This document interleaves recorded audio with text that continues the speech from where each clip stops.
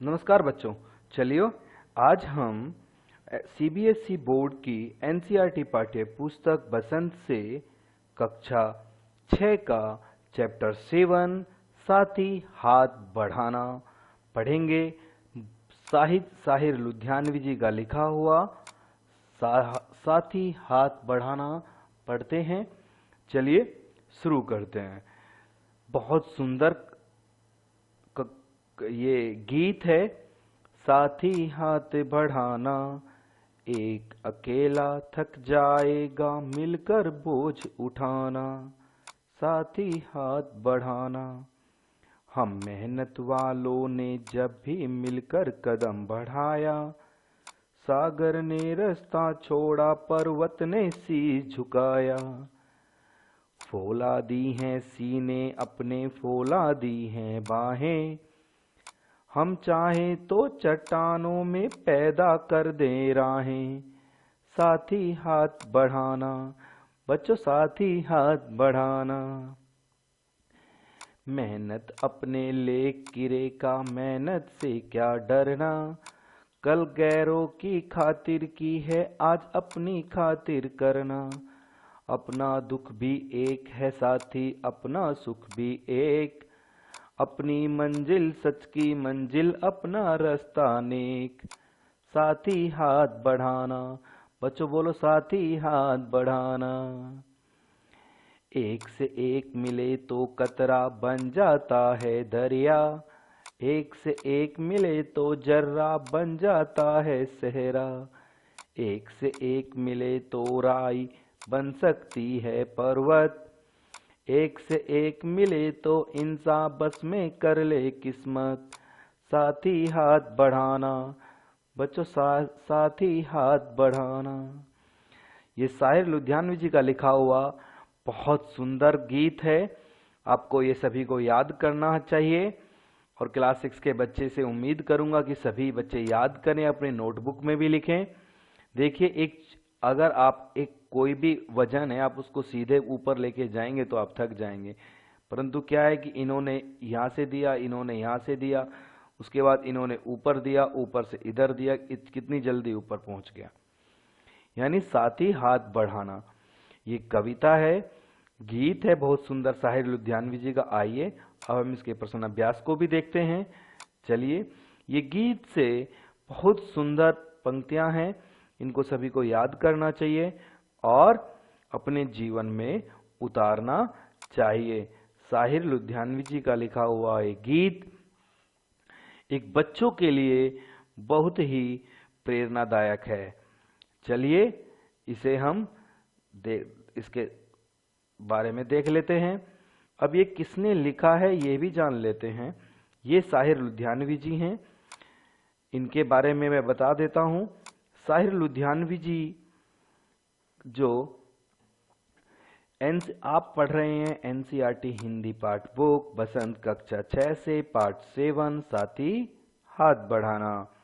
ये साहिर लुधियानवी जी हैं और इनके नाम पर ये एक डाक टिकट भी जारी किया है इंडियन गवर्नमेंट ने 2013 में।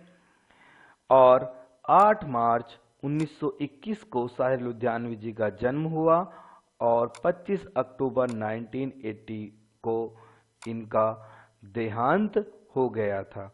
आइए इनके बारे में जानते हैं। साहिर लुधियानवी एक प्रसिद्ध शायर और गीतकार थे। इनका जन्म लुधियाना में हुआ था, लाहौर में, और 4 उर्दू पत्रिकाओं का संपादन 1948 में तक मुंबई में 1949 के बाद इनकी कर्मभूमि रही। और यानी इन्हीं की ये पंक्तियां हैं जो मूवी में भी आती हैं कि वो अफसाना जिसे अंजाम तक लाना ना हो मुमकिन, उसे खूबसूरत मोड़ देकर छोड़ देना ही अच्छा है। साहिर लुधियानवी जी का असली नाम अब्दुल हई साहिर है। इनका जन्म 8 मार्च 1921 को लुधियाना में एक जागीरदार घराने में हुआ था। हालांकि इनके पिता बहुत धनी थे, पर माता पिता में अलगाव होने के कारण उन्हें माता के साथ रहना पड़ा और गरीबी में गुजर करना पड़ा। साहिर की शिक्षा लुधियाना के खालसा हाई स्कूल में हुई। सन 1939 को जब वे गवर्नमेंट कॉलेज के विद्यार्थी थे तो इनका प्रेम अमृता प्रीतम से हुआ। अमृता प्रीतम भी एक इन्हीं की तरह बहुत बड़ी गायक हैं और वे भी बहुत बड़ी गीतकार बनी। उन्होंने भी 100 से ज्यादा रचनाएं लिखी हैं। साहिर लुधियानवी जी उनसे प्रेम करते थे, परंतु घर वालों को ये सब चीजें रास नहीं आया। क्या है कि जो असफल रहा और कॉलेज के दिनों में अपने शेरों के लिए मशहूर हो चुके थे और अमृता प्रीतम इनकी प्रशंसक बनी। और क्योंकि घर वालों को रास नहीं आया तो शादी नहीं हुई और साहिर जी मुस्लिम थे और दूसरे गरीब भी थे। बाद में अमृता के पिता के कहने पर उन्हें कॉलेज से भी निकाल दिया गया था। जीविका चलाने के लिए बच्चों उन्होंने तरह तरह की छोटी मोटी नौकरियां भी की हैं। अब इसमें अगर देखा जाए कि दोनों का ये जो इतनी मैंने बात बताई इसको मैं हटा भी सकता था, परंतु आपको जानना जरूरी है क्योंकि दोनों की मतलब वैवाहिक जीवन नहीं हुआ, दोनों ने शादी नहीं की थी। ये भी एक इनकी भी रचना पंजाब में, क्योंकि पंजाब में लुधियाना पंजाब में होता है तो वहां पर इनके गीत इनकी रचनाओं के बारे में बहुत ज्यादा सुना जाता है। और इनके साहिर लुधियानवी जी के ऊपर इनको भारत रत्न पुरस्कार तो नहीं मिला, परंतु इनके ऊपर डाक टिकट भारत सरकार ने जरूर जाहिर किया था। और अमृता प्रीतम ये एक दो कवियों की प्रेम कहानी है और इसके बारे में मैंने आपको बताया। अब पढ़ते हैं आगे। सन 1943 में साहिर जी लाहौर आ गए और उसी वर्ष उन्होंने उनकी पहली कविता संग्रह तलखियां छपवाई और तलखियां के प्रकाशन के बाद से ही उन्हें ख्याति प्राप्त होने लग गई। चलिए बच्चों, अब हम 1945 में जो प्रसिद्ध उर्दू के अदब लतीफ और साहकार लाहौर के संपादक बने और बाद में वे द्विमासिक पत्री सवेरिका के भी संपादक बने। संपादक कहते हैं डायरेक्टर को। फिल्म आजादी की राह पर 1942 में उन्होंने पहली बार गीत लिखे। अब हम और बता देते हैं। 59 वर्ष की अवस्था में 25 अक्टूबर 1980 को दिल का दौरा पड़ने से साहिर लुधियानवी जी का निधन हो गया, परंतु इन्होंने भी ये भी अविवाहित थे और अमृता प्रीतम भी अविवाहित रही। देखते हैं पाठ का सार और चैप्टर समरी। अमृता प्रीतम की कविताओं में उन्होंने लिखा है कि किसी दिन कब कहाँ मिलूंगी, कैसे मिलूंगी। बहुत अच्छा लिखा है प्रेम, और ये एक प्रेम की गीत, ये चैप्टर प्रेम पर के ऊपर भी आधारित है क्योंकि प्रेमी के ने लिखा है। हमारे जो गीतकार हैं वे अपने देश से प्रेम करने की भी बताते हैं, तो उन्होंने तभी लिखा साथ ही हाथ बढ़ाना। गीत साहिर लुधियानवी जी का द्वारा लिखा गया ये गीत नया दौर फिल्म के लिए लिखा गया था। यह गीत आजादी के कुछ समय बाद लिखा गया जब देश का निर्माण हो रहा था। यह गीत हमें मिलजुल कर प्रेम पूर्वक रहने की प्रेरणा देता है बच्चों।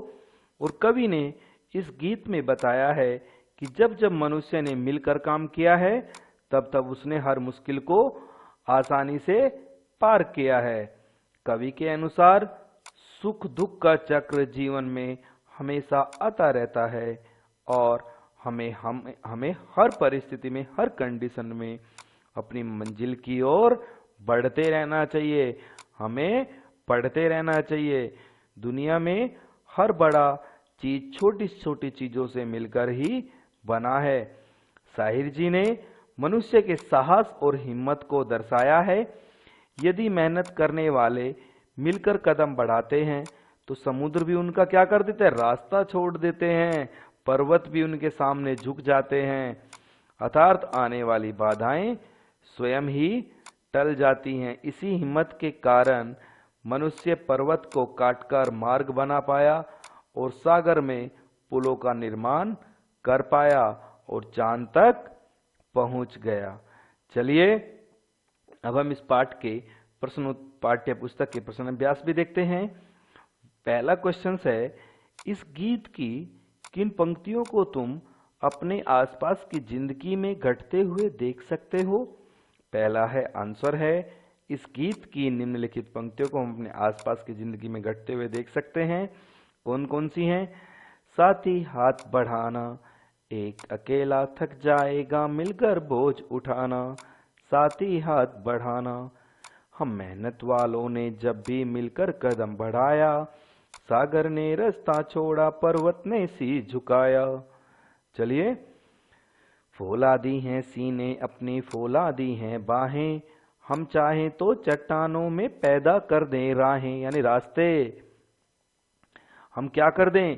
साथी हाथ बढ़ाना, साथी हाथ बढ़ाओ, एक अकेला तो थक जाएगा, मिलकर बोझ उठाना, मिलकर बोझ उठाना चाहिए, साथी हाथ बढ़ाना चाहिए। मेहनत करने वालों ने जब भी मिलकर कदम बढ़ाते हैं तो सागर भी रास्ता छोड़ देता है, पर्वत शीश झुका देता है। फौला दी हैं सीने अपनी, फौला दी हैं बाहें, जब हम एक साथ मिल जाएंगे तो हम कितने भी कमजोर अकेले अकेले हैं, पर एक साथ मिल जाएंगे तो हम फौलाद बन जाएंगे और हम चट्टानों में भी रास्ता पैदा कर सकते हैं, जैसे माझी ने किया था। सागर ने रास्ता छोड़ा पर्वत ने शीश झुकाया। शाहिर ने ऐसा क्यों लिखा? Very very important questions. Shahir ने ऐसा इसलिए कहा क्योंकि एक साथ मिलकर काम करने से बड़ी बाधाओं में भी रास्ता निकल आता है, यानी कार्य आसान हो जाता है। साहसी व्यक्ति सभी बाधाओं पर क्या है कि आसानी से विजय पा लेता है बच्चों। और एकता और संगठन, यानी एक यूनिटी में पावर होती है, कहते हैं ना यूनिटी में बहुत बड़ी पावर होती है, वही यूनिटी में पावर होती है। यूनिटी माने संगठन, और जिसके बल पर पर्वत और सागर को भी पार कर लेता है। अगर भगवान राम अकेले पार नहीं कर सकते थे, परंतु वे मर्यादा पुरुषोत्तम थे, कर सकते थे, परंतु उन्होंने सभी को साथ में लिया और सभी को समुद्री पर रास्ता बनाया और लंका पहुंच गए थे। आप बाल रामायण में पढ़ते हैं ना, गीत में सीने और बाहों को फौलादी क्यों कहा गया? Very very important questions. सीने और बाहों को फौलादी इसलिए कहा गया क्योंकि हमारे इरादे मजबूत हैं, यानी अटल हैं। हमारी बाजुओं में अपार शक्ति है, हम ताकतवर हैं, हम बलवान हैं। हमारी बाहें भी फौलादी इसलिए भी हैं क्योंकि इसमें असीम कार्य क्षमता का पता चलता है और हमारी बाजुएं भी काफी शक्तिशाली भी हैं। तो बच्चों, अब हम गीत से आगे के वेरी इंपॉर्टेंट क्वेश्चंस भी देखते हैं। अपने आसपास तुम किसे साथी मानते हो और क्यों मानते हो? इसे मिलते जुलते कुछ और शब्द खोजकर लिखो। बच्चों, हमारे माता पिता, भाई बहन, मित्र, सहपाठी, शिक्षक, पड़ोसी, ये सभी हमारे साथी हैं, क्योंकि ये सब हमें किसी न किसी रूप में सहयोग करते हैं, हेल्प करते हैं। माँ बाप भी हेल्प करते हैं, भाई बहन भी हेल्प करते हैं, दोस्त भी हेल्प करते हैं। जो हमारे क्लासमेट है, क्लासमेट यानी सहपाठी को क्लासमेट कहा जाता है, और टीचर्स हेल्प करते हैं, आपके नेबर यानी पड़ोसी भी हेल्प करते हैं। ये सभी हमारे साथी हैं और ये सभी मिलते जुलते शब्द हैं। सहायक, सखा, संगी सॉरी, सहचर, शुभचिंतक, मित्र, मीत आदि। अब हम आगे देखते हैं। अपना दुख भी एक है साथी, अपना सुख भी एक। कक्षा, मोहल्ले में, गांव या शहर में किस किस तरह के साथियों के बीच तुम्हें इस वाक्य की सच्चाई महसूस होती है और कैसे? कुछ बातों के संबंध में क्वेश्चंस पूछा गया। अब हम अपने साथियों से जुड़े होते हैं। इन मामलों में हमारी एक सोच भी होती है और सुख दुख की अनुभूति भी होती है। बच्चों, उदाहरण के लिए पानी, बिजली की कमी, ट्रैफिक जैसी रोजमर्रा की मुश्किलों से जब हमारा सामना होता है तो हमें लगता है कि हमारा दुख एक ही है। वहीं दूसरी ओर विद्यालय के लिए पदक जीतना, कक्षा में अंक लाना, बड़े होकर कुछ बनने की चाह से पता चलता है हमारा सुख भी एक ही है। तो बच्चों, ये सेकंड क्वेश्चंस वेरी इंपॉर्टेंट है कि अपना दुख भी एक है साथी, अपना सुख भी एक। कक्षा में, मोहल्ले में, गांव में, शहर में किस किस तरह साथियों के बीच तुम्हें इस वाक्य की सच्चाई महसूस होती है। हम देखते हैं ना कि हमें पानी बिजली की, उदाहरण के लिए क्या है कि पानी बिजली की कमी, ट्रैफिक जैसी मुश्किलों से हमें रोज सामना करना पड़ता है, तो हमें लगता है हमारा दुख भी एक है। अब ये जरूरी नहीं है कि फाटक, रेल की आप निकल रहे हो, रेल आ गई तो आप फाटक बंद हो गए, सिर्फ फाटकों को पार करने के लिए सिर्फ आपको ही वेट करना पड़े, आपके दोस्त भी तो वेट करते हैं ना। तो नेक्स्ट क्वेश्चन से वेरी इंपॉर्टेंट क्वेश्चन, इस गीत को तुम किस माहौल में गुनगुना सकते हो। ये वेरी, देखो ये बहुत अच्छी थिंकिंग है कि कुछ लोग कहते हैं कि इस गीत को कहां पर गुनगुना सकते हैं। कुछ लोगों को ये भी मालूम नहीं होता कि कहां पर किस तरह का सवाल या क्वेश्चंस पूछना चाहिए। एक बार मुझे याद है कि मैं एक बार किसी अपने जानकार कहूं या बहुत बड़ी मतलब हस्ती कहूं, उनकी मदर एक्सपायर हो गई थी, तो वहां पर गया और एक बच्चे के पिता वहीं पर पूछ बैठते हैं उसका कैसा है सर। तो ये इरिटेट करता है, अरे ये तो देख लो कि किस जगह पर आए हैं आप। शमशान घाट में वो बच्चा, उसके पिता बच्चे के बारे में पूछने लग जाते हैं। तो टीचर्स हर तरीके से कंडीशन से करते हैं, तो इसीलिए मैं कह रहा हूं कि माहौल यानी एक किस कंडीशन में, किस स्थान पर ये गुनगुना सकते हैं। देखिए, इस गीत को स्वतंत्रता दिवस पे, गणतंत्र दिवस पे, किसी संगठन की स्थापना के अवसर पर गा सकते हैं। खेल के मैदान में भी यह गीत खिलाड़ियों में जोश पैदा कर देता है। वैसे तो यह गीत कभी भी गुनगुनाया जा सकता है, पर विशेषकर सहयोग और संगठन की शक्ति बतानी हो तब यह गीत महत्व रखता है।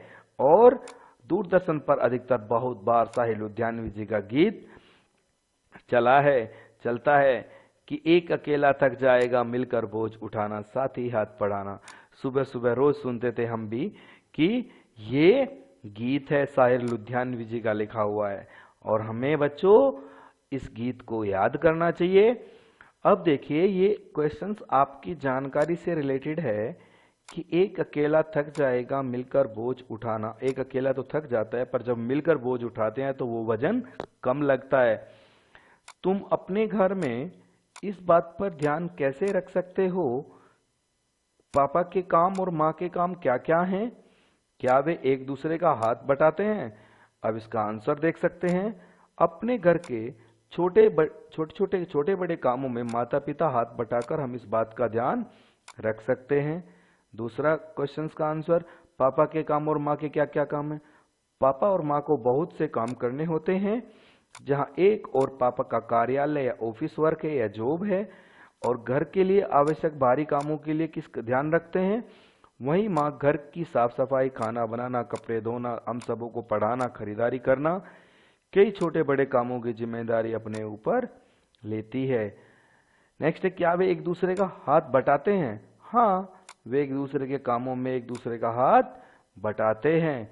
तो बच्चों, ये सभी हमने क्वेश्चंस देखे, और इसके बाद नेक्स्ट क्वेश्चन देखते हैं।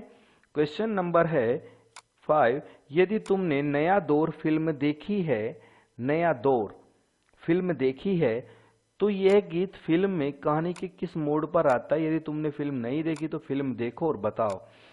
यानी मैं बता देता हूं, नया दौर फिल्म में जब कच्ची सड़क को पक्का करने के लिए सब मिल जाते हैं, मिलजुल कर काम करते हैं, तब यह गीत आता है। ये फिल्म में गीत है, और इसके बोल तो अधिकतर बहुत मूवी में मिलेंगे आपको। और यह गीत उनके सहयोग, एक साथ में उनका एक हेल्पिंग नेचर, उत्साह में जोश को प्रदर्शित करता है। बच्चों, अगर आपका कोई क्लासमेट थोड़ा वीक है या वो आपसे हेल्प चाहता है, तो उसको हेल्प करना चाहिए। ये हमें एक सहयोग की भावना को प्रकट करता है और हमें एक हेल्पिंग नेचर हमारे अंदर बनाता है। चलिए अब हम आगे देखते हैं। अब हम देखते हैं कहावतों की दुनिया से। कहावतों की दुनिया बड़ी सुंदर है। अकेला चना भाड़ नहीं फोड़ सकता, ये एक लोकोक्ति है, कहावत है। यानी लोकोक्तियों को कहावत भी कहा जाता है, मुहावरे भी होते हैं। एक और एक मिलकर 11 होते हैं। ऊपर लिखी गई कहावतों का अर्थ गीत की किन पंक्तियों से मिलता है।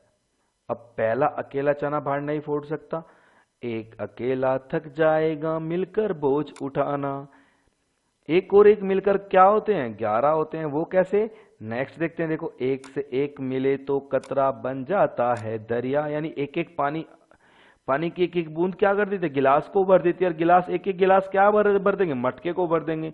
और एक एक मटका क्या बना देंगे? दरिया बना देंगे। तो एक से एक मिले तो जर्रा बन जाता है शहरी। यानी एक से एक जर्रा, यानी एक से एक पैसा, जर्रा माने धन, ठीक है, ताकत, तो शहरी बन जाता है, बहुत बड़ा पावरफुल हो जाता है वो। एक से एक मिले तो राई बन सकती है पवित्र। राई कहते हैं सरसों के दाने को। सरसों के दाने से भी राई एक छोटा होता है, बन सकती है पर्वत। यानी एक से अगर राई, एक से अगर छोटे से छोटा दाना भी, एक कंकर, दो कंकर, सारी कंकर इकट्ठी हो जाएं तो क्या होगा? वो भी पर्वत का रूप ले लेती है बच्चों। एक से एक मिले तो इंसान बस में कर ले किस्मत। अगर सभी इंसान एक से एक मिल जाएं तो अपनी किस्मत को भी क्या है कि बस में कर लें, अपने ऊपर कंट्रोल कर लें। बच्चों, ये चैप्टर आपका पूरा होता है। आप नेक्स्ट चैप्टर के लिए नेक्स्ट वीडियो देख सकते हैं। और हमारे वीडियो देखने के लिए और अच्छे से अपनी पढ़ाई को करने के लिए आपका तहे दिल से हार्दिक अभिनंदन। Thank you very much. जय हिंद, वंदे मातरम। हंसते रहिए, मुस्कुराते रहिए और सब्सक्राइब करना ना भूलें। जय हिंद।